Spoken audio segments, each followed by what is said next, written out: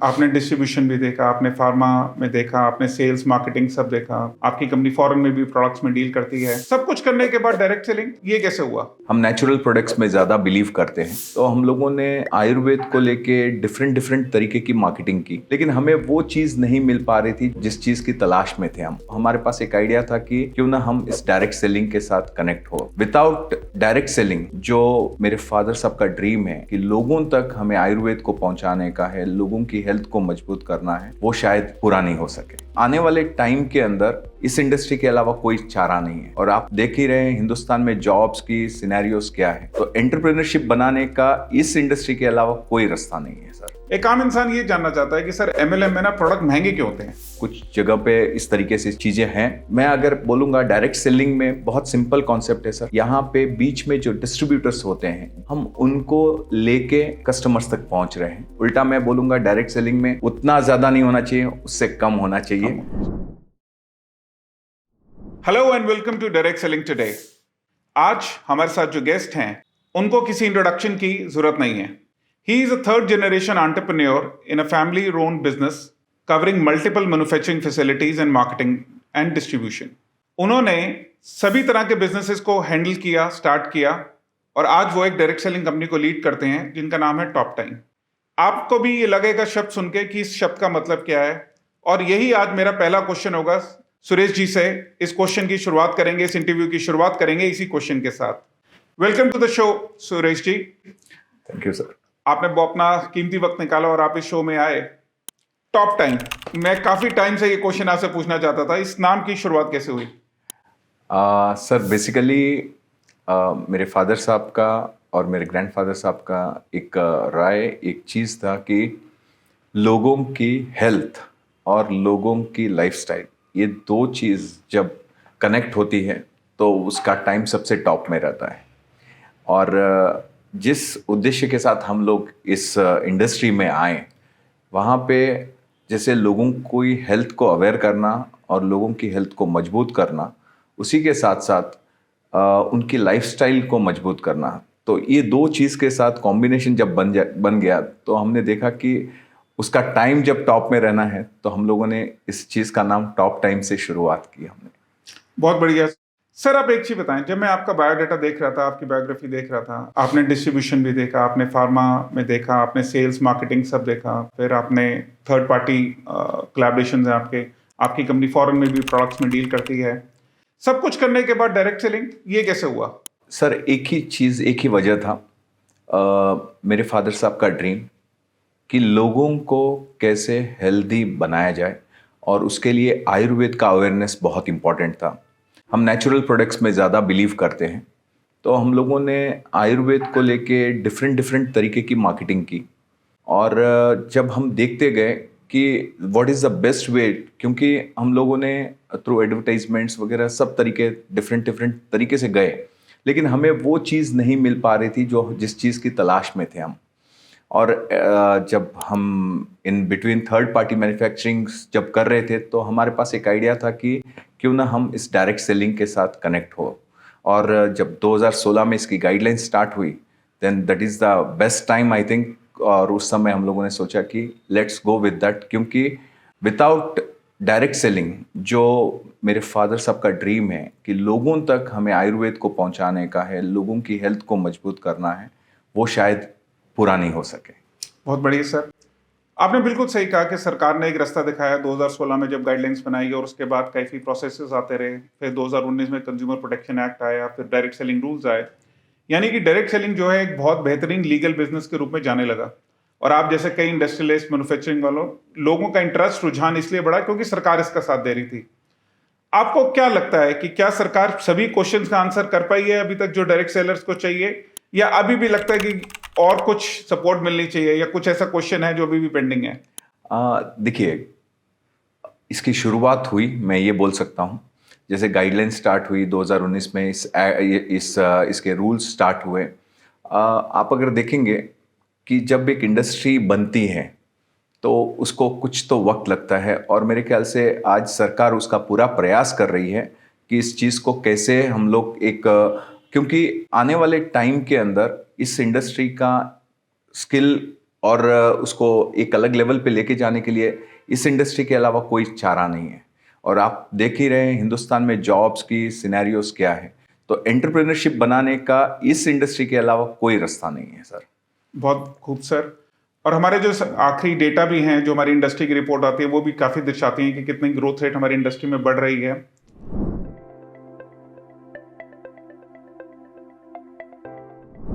Industry का बढ़ने में, एंटरप्रेन्योरशिप के बढ़ने में एक बड़ा ज़रूरी फैक्टर रहता है जिसको हम ट्रेनिंग कहते हैं। कैसे सस्टेन करते हैं, क्योंकि हेल्थ की ट्रेनिंग कोई आसान नहीं है। प्रोडक्ट है, कॉम्प्लिकेशन है। एक आम इंसान जिसने 8वीं 10वीं 12वीं की है या कोई कॉमर्स बैकग्राउंड का बच्चा है, वो कैसे हेल्थ और वेलनेस के प्रोडक्ट को बेच पाता होगा सर? मैं इतना ही बताऊंगा सर कि कोई भी चीज़ की शुरुआत जब होती है ना, जब आदमी सीखने की इच्छा रखता है और कुछ करने की इच्छा रखता है, तो उस ट्रेनिंग के दौरान वो जो जो चीज़ें लेता है और उससे टाइमली वो उस चीज़ को फॉलो करते हुए चलेगा, तो इसमें कोई बड़ी बात नहीं है सर। और स्पेशली बहुत अच्छी चीज़ क्या है, जब हम आयुर्वेद में हैं और नेचुरल इंग्रेडिएंट्स में हैं, तो वहाँ पे अगर आप देखेंगे कि यहाँ पे आप जब कोई चीज़ की चीज़ बताते हैं, कोई भी चीज़ का अगर उन्होंने समझा और उन्होंने बताया, तो उसके एक्शंस और उसके रिएक्शंस में आपको इतना डिफरेंस नहीं मिलेगा। एक्शंस बहुत अच्छे मिलेंगे, कहीं ना कहीं उनको फ़ायदा ही होने वाला है, क्योंकि आयुर्वेद अपने आप में हमारी भारत की संस्कृति, हमारे भारत की पूंजी है। उस वजह से आप देख सकते हैं कि नेचुरल प्लांट्स, नेचुरल चीज़ें ये कभी हार्मफुल नहीं हो सकती हैं। तो धीरे धीरे जब आदमी की दिलचस्पी बढ़ती है और उनको जब सामने से अच्छे तरीके से रिस्पॉन्स मिलने लगते हैं, तो सर वो ट्रेनिंग के दौरान अपने आप को सक्षम कर ही लेता है सर। एक बिल्कुल आम इंसान का क्वेश्चन है, इसको आप मतलब वैसे मत लीजिएगा। एक आम इंसान ये जानना चाहता है कि सर एमएलएम में ना प्रोडक्ट महंगे क्यों होते हैं? वो कहते हैं कि सर जबरदस्ती का प्रोडक्ट को रेट बढ़ा दिया जाता है कि उसमें से पैसा बांटा जाए। आपका क्या विचार है इस बारे में? मेरे हिसाब से सर मैं इतना ही बताऊंगा कि प्रोडक्ट जो वैल्यू है उसकी, उस हिसाब से कस्टमर तक पहुंचना चाहिए। यस, कुछ चीज़ों की वजह से ये कंसेप्शन है लोगों के दिमाग में कि डायरेक्ट सेलिंग में बहुत ज़्यादा प्राइस होता है। कुछ कंपनीज, आपको भी मालूम है कि कुछ जगह पे इस तरीके से चीज़ें हैं, but when it come to top time deltas pharma, आपको दिखेगा, आप जो भी प्रोडक्ट लेंगे आप ट्रेडिशनल के साथ कॉम्पीट कर सकते हैं। मैं अगर बोलूँगा डायरेक्ट सेलिंग में बहुत सिंपल कॉन्सेप्ट है सर। यहाँ पे बीच में जो डिस्ट्रीब्यूटर्स होते हैं, जो इसकी अवेयरनेस करते हैं, हम उनको लेके कस्टमर्स तक पहुँच रहे हैं। और बाकी ट्रेडिशनल वे में बहुत सारे डिफरेंट स्लैब्स होते हैं जिनके थ्रू वो वहाँ तक पहुँचने में बहुत ज़्यादा महंगा होता है। उल्टा मैं बोलूँगा डायरेक्ट सेलिंग में उतना ज़्यादा नहीं होना चाहिए, उससे कम होना चाहिए। तो आई थिंक, और वैल्यू फॉर प्रोपोजिशन, वैल्यू जो हम बता रहे हैं वो एब्सोल्युटली उस तरीके से ही होनी चाहिए सर कि कस्टमर्स तो तब उनका इंटरेस्ट क्रिएट होगा। लेकिन ये मिसकंसेप्शन जो बन गया है, अब उसके लिए सरकार खुद इसके ऊपर मेरे ख्याल से काम कर रही है, और आने वाले दिनों में everything will be all right sir. आपने बिल्कुल ठीक कहा कि असल में तो प्राइसेस उससे भी कम होने चाहिए शायद रिटेल मार्केट के हिसाब से। डायरेक्ट सेलिंग में देखा जाए तो सर दो तरह के हमारे पिलर हैं। एक हमारा कस्टमर जो प्रोडक्ट खरीदता है, और एक हमारा जो डायरेक्ट सेलर है, जो हमारा एक्चुअल पिलर है सिस्टम का। अब डायरेक्ट सेलर्स अपने करियर भी बनाते हैं, अपना सिस्टम बनाते हैं। उनका एक बड़ा क्वेश्चन रहता है कि कितना विजन है कंपनी का। वो आपसे पूछते होंगे क्या सोचती है कंपनी अगले 5 साल के लिए। तो क्या आंसर देना चाहते हैं लोगों को कि क्या 5 साल का विजन रखती है कंपनी? सर मेरे ख्याल से मेरे स्टार्टिंग के इंट्रोडक्शन में मैंने बताया है कि लोगों की हेल्थ को मजबूत करना और उनकी लाइफस्टाइल को मजबूत करना, यही विजन है हमारी कंपनी का। इससे आप समझ सकते हैं कि लोगों का करियर कितना सेफ है और किस तरीके से है। क्योंकि अगर बिजनेस करने हैं तो बहुत सारे बिजनेस हैं जो कर सकते हैं, लेकिन वाई डायरेक्ट सेलिंग? बिकॉज यहाँ पे जो लोग, जिनको वो प्लेटफॉर्म नहीं मिला है, उनको वो प्लेटफॉर्म, हमारा काम है वो प्लेटफॉर्म देना जो कि ऑथेंटिसिटी के साथ खड़ा हो। और फिर उसके ऊपर अगर आप देखेंगे कि उन लोगों की जो बोलते हैं ना कि उनके दिमाग में एक बहुत क्वेश्चन रहता है कि भाई किस तरीके से यहाँ पे करियर बनेगा नहीं बने, क्योंकि बहुत सारी चीज़ें मैनिपुलेशंस होती रहती है क्योंकि एक इंडस्ट्री में आप देखेंगे, चाहे शेयर मार्केट ले लीजिए, चाहे कोई भी XYZ मार्केट ले लीजिए, हर जगह पे प्लस माइनस हैं। यहाँ पे भी प्लस माइनस रहेंगे, बट जो ऑथेंटिक काम कर रहे हैं वो ऑटोमेटिकली जब सरकार के रूल्स जिस तरीके से बनते जाएंगे और भी मजबूत, मेरे ख्याल से ऑटोमेटिकली फिल्टर होके ऊपर आ जाएंगे और डायरेक्ट सेलर्स के लिए भी करियर की निशानी क्लियर दिख भी जाएगी। अब तो मेरे ख्याल से बहुत चुनिंदा कंपनियों के साथ काम करना, ये डायरेक्ट सेलर्स का कंप्लीशन हो चुका है, मैं देख रहा हूँ। और आने वाले लोग भी अभी और भी इसकी सर्च करेंगे और उसके ऊपर वो लोग ध्यान रख के ही किस कंपनी को चुनना है वो लोग चुनेंगे। आपके जब ऑफिस में जाने का मौका मिलता है और आपके परिवार से मिलने का मौका मिला तो वहाँ एक बड़ा डिस्कशन होता है आइडिया वर्सेस एग्जीक्यूशन। अब आइडिया तो आपने सोच लिया कि आपने डायरेक्ट सेलिंग करनी है, अब उसके एग्जीक्यूशन पे बात करते हैं। अब गांव देहात में प्रोडक्ट पहुंचाना अपने आप में बहुत बड़ा काम है। हिंदुस्तान अपने आप में एक कहते हैं कि महाद्वीप है। किस तरीके से एग्जीक्यूशन आप देखते हैं कि कहाँ प्रोडक्ट पहुंचेगा, कैसे उनको रिफंड पॉलिसी मिलेगी कस्टमर को, अगर उसको प्रोडक्ट नहीं समझ में आए कहाँ पे वो रिटर्न कर सकते हैं, इन सब चीज़ों का कैसे ध्यान रखते हैं आप? आई थिंक अभी जो ऑलरेडी रूल्स आ चुके हैं, ग्रीवेंस ऑफिसर्स वगैरह, नोडल ऑफिसर्स, ये सब चीज़ें इंपॉर्टेंट हो गई हैं। कस्टमर केयर पे हमें वो सब चीज़ों का रिप्लाई भी देना है। एंड आई थिंक कस्टमर को जिसको समझ में नहीं आता, they used to call us back कि भाई हम सेटिस्फाई नहीं है या चीज़ नहीं है। तो आई थिंक वो कितने भी रूरल में हो, इट्स जस्ट पार्ट ऑफ, हम बोल सकते हैं कि वहाँ से कुरियर लेना है, या हमारे डिस्ट्रीब्यूटर्स होते हैं उनको हम बोल देते हैं कि वहाँ से आप प्रोडक्ट ले सकते हैं। So it's not like that कि आज जब कम्युनिकेशन इतना ईजी हो चुका है तो मुझे नहीं लगता है कि इससे इतनी बड़ी प्रॉब्लम क्रिएट हो सकती है। तो आपको क्या लगता है multiple warehousing is the solution for the future, या शॉपी फ्रेंचाइजी मॉडल रहेगा, या ई कॉमर्स मॉडल पे जाना चाहेंगे? नहीं सर, मल्टीपल शॉपीज तो is must and should, because आप लोगों तक पहुंचना है तो विदाउट मल्टीपल शॉपीज आप पहुंच नहीं सकते हैं। Of course state warehouses 100% चाहिए होंगे, और ई कॉमर्स का तो सर ये टोटली डिफरेंट प्लेटफॉर्म हो जाता है। लेकिन ऑफ कोर्स हमें और टेक्नोलॉजी में बहुत सारी चीज़ें ऐड करनी चाहिए जिससे कि लोगों को ईज़ हो जाए उनको लेने से लेके देने तक। तो मेरे ख्याल से ये आने वाले टाइम में और भी इजी वे होंगे सर। टेक्नोलॉजी से एक बात याद आई सुरेश सर, आर्टिफिशियल इंटेलिजेंस आज के डेट में कहा जाता है कि वो किसी भी तरीके से आपकी जिंदगी का अब अहम हिस्सा बनने जा रहा है। एज एन ऑर्गेनाइजेशन आपको क्या लगता है कि क्या आप उसके लिए तैयार हैं, इस टेक्नोलॉजी के बदलाव के लिए? और अगर हैं तो कहाँ लगता है कि किस डिपार्टमेंट में आपको लगता है कि आर्टिफिशियल इंटेलिजेंस इंप्लीमेंट होना शुरू होगा? आई थिंक देखिए, हम जिस इंडस्ट्री में हैं वो प्योर मैन मैनेजमेंट वाली है, और यस हम सर्विसेज में आर्टिफिशियल इंटेलिजेंस को यूज़ कर सकते हैं, क्योंकि लोगों को आप जब मुलाकात करते हैं, लोगों की परेशानियां, लोगों की शिकायतें जब हम सुनते हैं, ये आर्टिफिशियल इंटेलिजेंस का काम नहीं है। लोगों का पेन जो है वो हमें समझना है और उसको हम कैसे सर्विस में कन्वर्ट करेंगे, और उसके लिए आर्टिफिशियल इंटेलिजेंस हमारे लिए बहुत काम का रहेगा सर। और मेरे ख्याल से सर टेक्नोलॉजी जो आएगी हमें अडॉप्ट करना ही पड़ेगा। If you want to sustain in the market, अगर आप उस चीज़ को अडॉप्ट नहीं करेंगे तो आप कभी भी उस रफ्तार से आगे नहीं जा सकते हैं जिस रफ्तार से चाहिए लोगों को।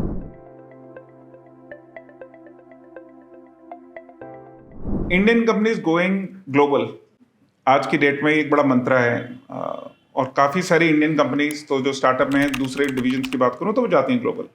टॉप 10 का क्या प्लान है सर? सर देखिए, मैं ये करना चाहता हूँ कि हिंदुस्तान इतना बड़ा मार्केट है कि आज मैं ये जितने भी प्रोडक्ट्स लेके आ रहा हूँ या जो भी इसकी अवेयरनेस है, मैं चाह रहा हूँ कि पहले हिंदुस्तानियों तक पहुँचे।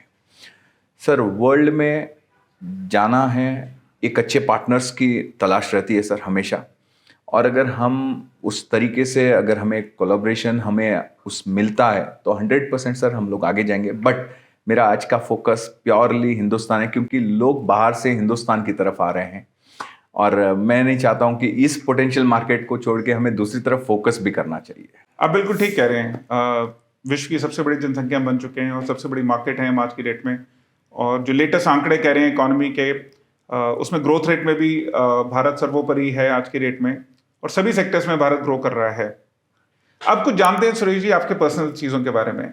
3 इंस्टाग्राम चैनल जो सुरेश जी फॉलो करते हैं। आप बहुत लोगों के मेंटर हैं, आपसे बहुत लोग सीखते हैं और आपका खुद का एक ट्रेनिंग सिस्टम है जो बहुत स्ट्रांग है, बट आप किसको फॉलो करते हैं sir? To be frank sir, मैं आज भी मेरे फादर साहब के प्रिंसिपल्स को लेके चलता हूँ, क्योंकि एक सोशल मीडिया एक ऐसी चीज़ है कि उसके अंदर अगर हम चले गए तो गुम जाएंगे साहब, डीफोकस होने के बहुत सारे चांसेस हैं। तो यस, ऐसा नहीं है, उसके लिए जो जो चीज़ें जितना टाइम देना है, बेस्ट जो हमें पर्सनली इम्प्रूव करता है एज ए पर्सन, हमें इम्प्रूव जो करता है, उन सब चैनल्स को मैं देखता हूँ 100%, चाहे वो हेल्थ वाइज हो, चाहे मेंटली हो, चाहे किसी भी तरीके से हो, क्योंकि मैं देखता हूँ कि लोगों के पास डिफरेंट डिफरेंट आइडियाज़ रहती हैं और वो आइडियाज़ को अगर हम अडॉप्ट करें हमारे लाइफ के अंदर, सो हम बहुत अच्छे तरीके से उसको ग्रो कर सकते हैं। और बाकी अगर आप अंदर चले जाते हैं तो डिस्ट्रैक्शन का हिसाब ही नहीं है, और हमारे पास डिस्ट्रैक्ट होने के लिए कुछ है नहीं। आज we have to be more focus, because जो जवाबदारी, जो चीज़ें हैं हमारे पास, उसको लेके we have to be on the road. आपने बिल्कुल ठीक कहा। शायद वो कहते हैं ना कि एक स्पाइडरमैन ने कहा था कि with great power comes great responsibility. तो हमारी रिस्पॉन्सिबिलिटी इतनी ज़्यादा है कि डीफोकस होने की हमारे पास गुंजाइश ही नहीं है आज की डेट में। चलिए, इंस्टाग्राम नहीं तो बुक्स पे बात करते हैं। ऐसी कौन सी बुक्स हैं जो आप पढ़ते हैं या आप रेकमेंड करते हैं आजकल की जनरेशन को जो एंटरप्रेन्योर बनना चाहती है या लाइफ में ग्रो करना चाहती है? सर, आप देखेंगे हर एक बुक की एक फ़िलॉसफी अपनी खुद की है, और मैं ये पक्का रिकमेंड करता हूँ कि आपको बुक्स पढ़नी चाहिए। रही बात किस ऑथर की पढ़नी चाहिए, किसके लिए पढ़नी चाहिए, मैं ये बोलूँगा कि आपको इम्प्रूव करने वाली हर चीज़ को आपको पढ़ना चाहिए। मैं क्यों ये रहूं कि इसी की मैं पढ़ूंगा या इसके लिए ही पढ़ूंगा। और बेसिक प्रिंसिपल जो मेरे फादर साहब ने मेरे को सिखाए हैं, उसको लेके I am very much clear कि मुझे मालूम है कि जितनी लाइफ को जितना सिंपल रख सकते हैं उतना सिंपल रखना चाहिए। इसको अगर आपने क्या बोलते हैं, आपने अगर कंफ्यूज कर दिया तो आप कंफ्यूज हो जाएंगे। सो हमें कंफ्यूज नहीं होना है, ना कंफ्यूज करना है। We have to be very simple, और लाइफ के बहुत सिंपल प्रिंसिपल्स हैं, उनको फॉलो करना है। That's it. सो आपकी जो दिनचर्या है as a owner, as a management, क्या रहती है पूरे दिन की? क्या शेड्यूल रहता है आपका? सर, मेरा मॉर्निंग 5:30 मैं वेकअप करता हूँ, और 6 o'clock मैं मेरे स्क्वैश के लिए जाता हूँ। मेरा स्पोर्ट्स में स्क्वैश है एंड क्रिकेट है। अगर क्रिकेट की प्रैक्टिस रहेगी तो मैं पक्की प्रैक्टिस के लिए जाऊँगा, और स्क्वैश रहेगा तो स्क्वैश के लिए जाता हूँ। तो ये 2 गेम्स मेरे को है जो फिज़िकली मुझे अपने आप को इम्प्रूव करने के लिए, क्योंकि जब मैं ये चीज़ें करके आता हूँ तो एक एनर्जी अलग लेवल की क्रिएट होती है। देन ऑफ कोर्स एक 10-15 मिनट्स अपने आप को टाइम देता हूँ, जहाँ पे मुझे अपने आप को समझना है कि कहाँ पे मैं जा रहा हूँ, किस तरीके से जा रहा हूँ, और what are the problems I am facing, और इसके सॉल्यूशंस किस तरीके से हैं। क्योंकि ये एक हैबिट है जो मैं ये नहीं बोलूँगा कि मैं पिछले 30 साल से कर रहा हूँ, नहीं। मैं जैसे जैसे समझा हूँ इन चीज़ों को मैं अडॉप्ट करते गया हूँ। तो क्रिकेट मेरी हॉबी थी, स्क्वैश मेरी हॉबी थी, बट उसको आज मैं और भी अलग तरीके से, देन उसके बाद अपने आप को टाइम देने का काम, देन उसके बाद 9 बजे ऑफिस मेरे को पहुंचना है, 9-9:30 को हम लोग वहाँ पे रहते हैं। देन बॉम्बे का वैसे भी टाइम का कुछ मालूम भी नहीं पड़ता है। Then up to 8:30, 9 o'clock, then 9 o'clock फिर फैमिली के साथ थोड़ा, बस आप ये समझ सकते हैं कि only devoted time is top time, nothing. बहुत बड़े सर। सर, एक लास्ट क्वेश्चन सर, अब एक अपकमिंग डायरेक्ट सेलर हैं जो इस इंडस्ट्री को कैसा करियर चूज करना चाहते हैं, या कॉलेज में बच्चे हैं 20-21 साल के, वो एक करियर ऑप्शन ढूंढ रहे हैं, क्या मैसेज है आपका उन बच्चों के लिए, उन लोगों के लिए? मैं इतना ही बताऊंगा सर कि आप लोग पहले जो फाउंडेशन है उसको समझना है, किस फाउंडेशन के साथ आपको काम करना है।